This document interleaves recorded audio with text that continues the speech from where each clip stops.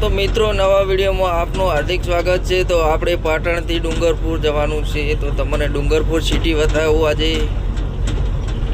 તો પહેલાં જ આપણો પડાવ નાખ્યો છે પાટણ હરે કૃષ્ણ પાર્લરે, એટલે આપણે બેઠક ઉપર અને ત્યાં ચા પાણી કરીને નીકળવાનું છે ડુંગરપુર માટે।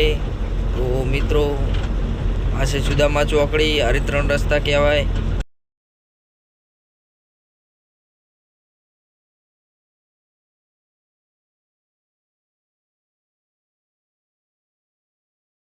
તો મિત્રો આપણે ચા પીને હવે વિમલ લઈને નીકળવાનું છે ડુંગરપુર જવા માટે। તો પદ્મનાથ ચોકડી પહોંચી ગયા છે, તો આપણે ભગવાનના દર્શન પણ કરી લઈએ, રવાડીના દર્શન કરી લઈએ। જય પદ્મનાથ ભગવાન। તો મિત્રો રાત્રિ દરમિયાન આપણે ગાડીમાં સૂઈ ગયા હતા, તો દિવસ ઉગી ગયો છે, તો આપણે ઈડર જ પાર કર્યું છે ને અત્યારે ઠંડી પણ બહુ છે। તો વિડીયોમાં બન્યા રહેજો, આગળનો નજારો પણ બહુ મસ્ત છે।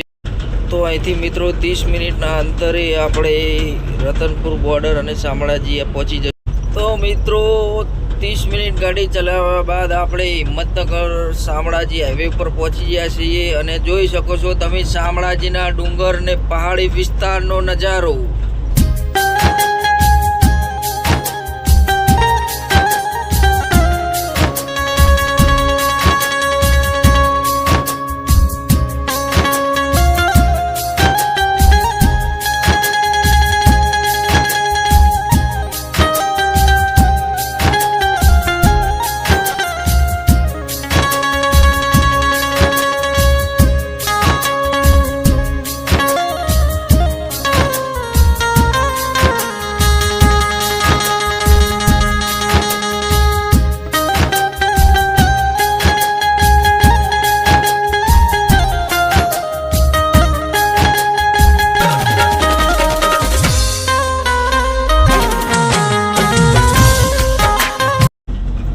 શામળાજી પછી હવે મિત્રો આવશે આપણું ફેવરેટ જીગાભાઈની રતનપુર બોર્ડર।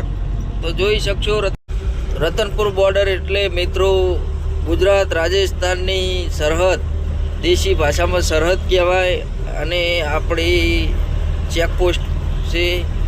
અહીંયા ગાડીઓ ચેકિંગ થાય, ગુજરાતમાં આવવા માટેની દરેક ગાડીઓ ચેક કરે છે। તો મિત્રો આપણે રાજસ્થાનના ડુંગરપુર સિટીની અંદર એન્ટ્રી કરી નાખી છે, અને જોઈ શકો છો રાજસ્થાનની આ ડુંગરપુર સિટી અને ત્યાંની નજારો।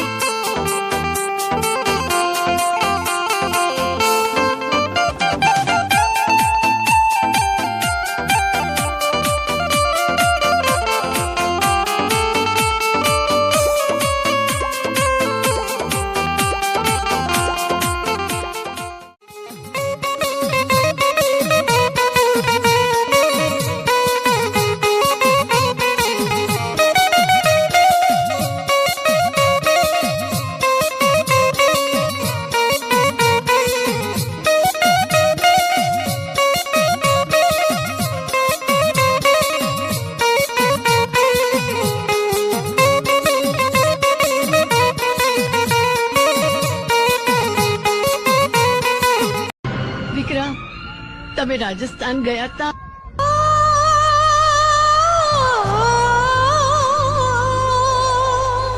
મને લાગે છે કે આ જગ્યા